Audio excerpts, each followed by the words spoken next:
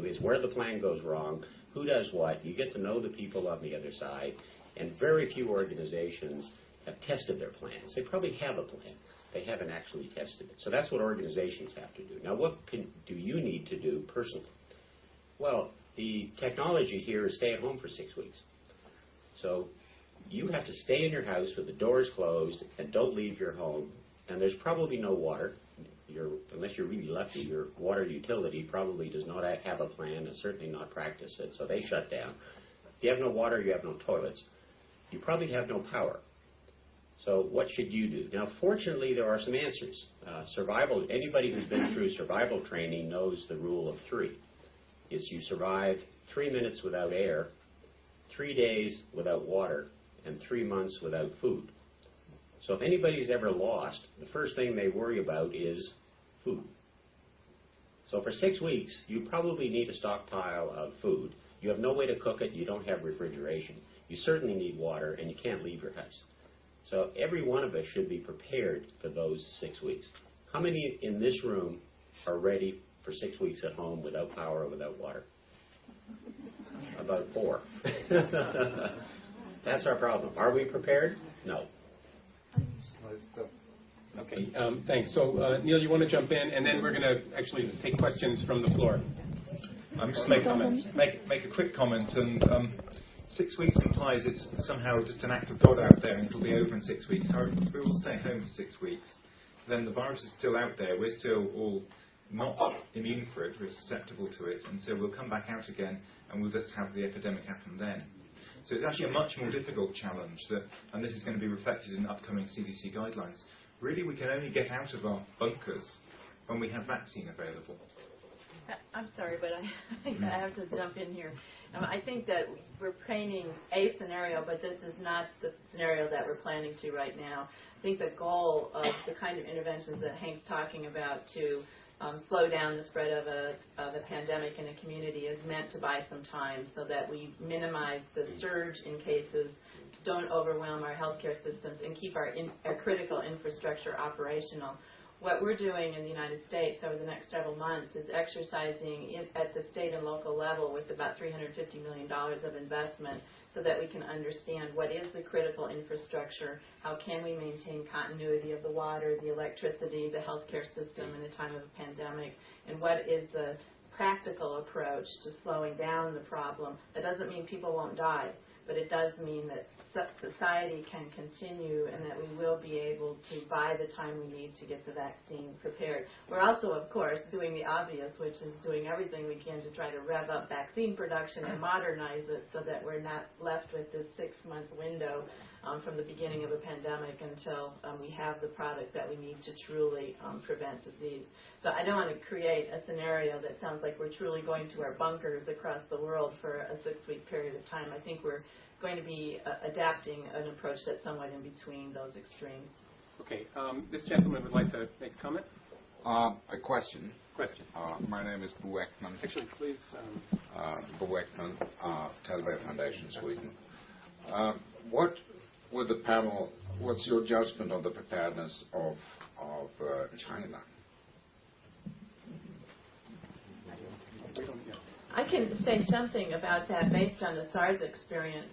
You know, there's the ability to detect, there's an ability to acknowledge, and then there's an ability to contain. And I think that there's been improvement in detection and in most places acknowledgement of a problem. But containment, once a problem has been acknowledged, has never been an issue in China. They do that far better than most countries can because they have the ability to completely control the movement of their population and to truly contain people very quickly. They built a SARS hospital in a weekend. So I think that's a very remarkable feat. There are also a lot of efforts to scale up antiviral and vaccine production internationally, including in China and in India. So at some point they may be able to contribute to the global supply of an effective vaccine as well. Seth? Thanks, Seth Berg, the International AIDS Vaccine Initiative. In the 1918 epidemic, there were a lot of cases in Africa. We don't know how many, but we know there were deaths. And one of the interesting questions is, when the bird flu issue came up, everybody got protective of their countries. We stockpiled in the U.S. and Europe stockpiled drugs and worried about vaccine production. But one of the questions is, where's the system now to worry about for the least developed countries? We didn't stockpile large amounts of vaccines or drugs for Africa, and clearly we're going to need the capacity, the surge capacity, when we create the technologies to do that. So this once again argues for these systematic programs that are going to allow us to improve the health and surveillance systems around the world that are being done by the Global Fund, by the AIDS movement, et cetera, et cetera. But I think it is critical, and who's going to think about that? Richard, would you? Yes, I mean, thanks for that, Seth. And it was a point I was wanting to emphasize. I think we're having a discussion about the two sides of the coin here. The one side of the coin is our ability internationally to identify very early, respond to very early, contain, and if you like, prevent the pandemic that we're talking about. And that will require international collaboration and mechanisms beyond what we have today. But the second side of the coin is, if we fail in that, and if the strain emerged tomorrow, we would fail. Thank you. If we fail in this and the pandemic lets rip around the world, how do we then respond? And Hank has given us a colourful version of how we would respond in the United States, and Julie's given us a sort of slightly more moderated version of how we would respond in the United States.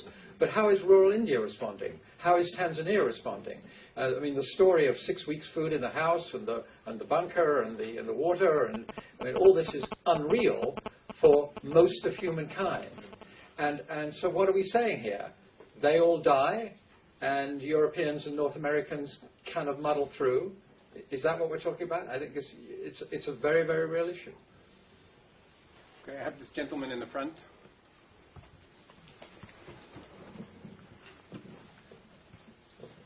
Thank you very much, Jorge Sampaio, former Portuguese president and now United Nations Special Envoy to Stop TB.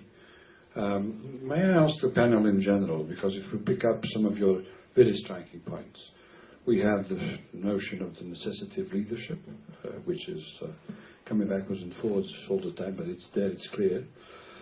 We have the problem of prevention. It's got out of the table, it's coming back, and it's clear that it has to come back. We have emergent pandemics, which is obviously very, very clear too. We had a very great shortage of medical services, especially in developing countries. And we have what I would very bluntly say, the fantastic thing to have parallel programs and not horizontal and coordinated programs. We will not have health services in many, many countries, one for AIDS, one for TB, one for this, one for that. We won't. We simply won't have the health workers, and it has been discussed here in Davos this morning at least. I only arrived today. So I think that it is about time, apart from all the problems related to cultural elements here, which obviously is the case of not only of AIDS, but also of TB, because there is a cultural problem around TB. People don't want to say they have TB. And you can imagine that they don't want to say they have TB and HIV, which is even more dramatic. So I think there is a great need to work together on several of these programs, work together on research, work together, namely on the ground, and we have to form people on the lowest level in many, many countries, because they might have the general directors of health and public health, but simply don't have the health workers at the lowest level. And thirdly, really relate ONGs and other workers in and with national programs, because what we have and the need we have is clearly from these dangers of emergence is sustainability. You simply have to relate the available funds to sustainable programs, meaning sustainable prevention programs, meaning training of sustainable workers, etc., etc. It cannot be related just for a grant in a specific moment, which is very, very important, but for the reasons that have been obviously pointed out. But we have also an issue of sustainability. So it's a little too big, but I thought I would, knowing what I have to do now, spell it all out. Thank you. Everybody's avoiding my gaze. I couldn't agree more. We need both for surveillance and response. It needs to be sustainable and multi-pathogen. Okay, I have a gentleman in the blue. Jeff Riddell, Zurich Financial Services. You've talked about drug resistance. Do we need to put some form of control in place so that we don't waste our drugs? And how do we square that with business and personal freedoms? Well, the answer is yes, and we do have such controls. They're called prescriptions. In most countries of the world, you can't walk into a pharmacy and buy antibiotics. They're prescribed by a doctor. So the training of doctors in infectious disease is critically important. By the way, it is a declining skill around the world. Not many people are going into infectious disease because they're not very well paid. So there is a problem there. But the real answer here is not to restrict the use of modern medicine, but to continue developing the new medicines that are necessary. And my concern has been, which is not the subject of this panel, a number of governments around the world are following policies which are destroying that basic research capability. So we have to recognize that the answer to the kinds of problems we're discussing is partly behavioral, but most importantly, it's technological. And we have to preserve the capability to create the new technology. Okay, thank you, Henry. This woman in the back, in the beige shirt. Do you think that climate change poses a new threat in this complex picture? Because as the temperature, the climate gets warmer, new diseases could come from the lower altitude, move from lower latitude to higher latitude, and would that be a serious threat in the foreseeable future? There's no question that there are health consequences of climate change. They come in many forms, and they too are largely unknown and not completely predictable. From a CDC perspective, we believe that it's our job to try to anticipate the most likely changes. One of them would be deaths from heat stroke. Another would likely be natural disasters from extreme weather patterns that would emerge. And a third may very well be the zoonotic diseases that you've heard about, as there are changes in the pattern of mosquitoes and animals and human interaction. There may also be very important health consequences related to food security and water security in many parts of the world. So I think there's a very, very strong reason for people in the public health community to be concerned about climate change. Some of those changes could certainly influence the transmission patterns of infectious diseases. Okay, Peter, 15 seconds, and then I want to ask Julia a question. There will be also indirect consequences because there will be population movements, demographics and so on, and that in itself is also going to be added to the, let's say, direct biological effect.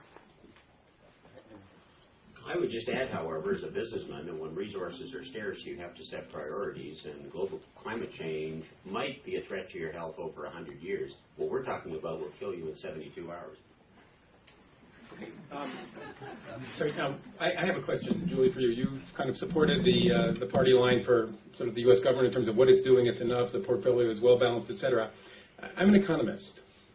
I haven't done the analysis, but I would imagine if I did an analysis where I tried to estimate the return on investment of putting a great deal of money into the kinds of infectious disease research, surveillance, prevention that Neil was talking about, that the return on investment would actually be quite low because we're dealing with infectious diseases that are very, very uncertain. They're low probability events. That would figure in the analysis. Second, because a great deal of the benefits accrue to people outside the U.S.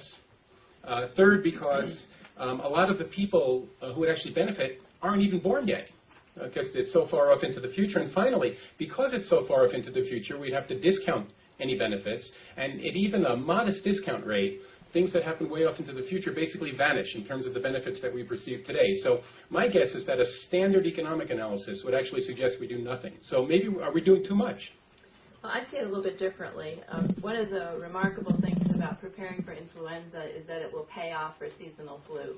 Right now, in our country, 36,000 people, in the United States, 36,000 people die every year from seasonal influenza. We don't have a vaccine for that. We don't have containment strategies. We don't have effective antivirals.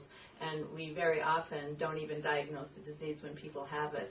So all of the things and all of the steps that we're taking for pandemic preparedness will strengthen our ability to deal with regular seasonal flu, and I think you'll see a return on that investment very quickly. We've already seen a return this year in the sense that we had about 30 million more doses of flu vaccine available for distribution than we did in the previous year. So we are strengthening our manufacturing capability, decreasing risk for people to stay in the vaccine development business, and hopefully we're stimulating the science we need to develop better vaccines and better antivirals that will help us with the seasonal flu and will be there when we need them for pandemic. So flu is exceptional in that regard because it's both here now as well as potentially bigger and more catastrophic later. But I think you can make a similar argument for many of the domains of urgent threat preparedness that we're talking about.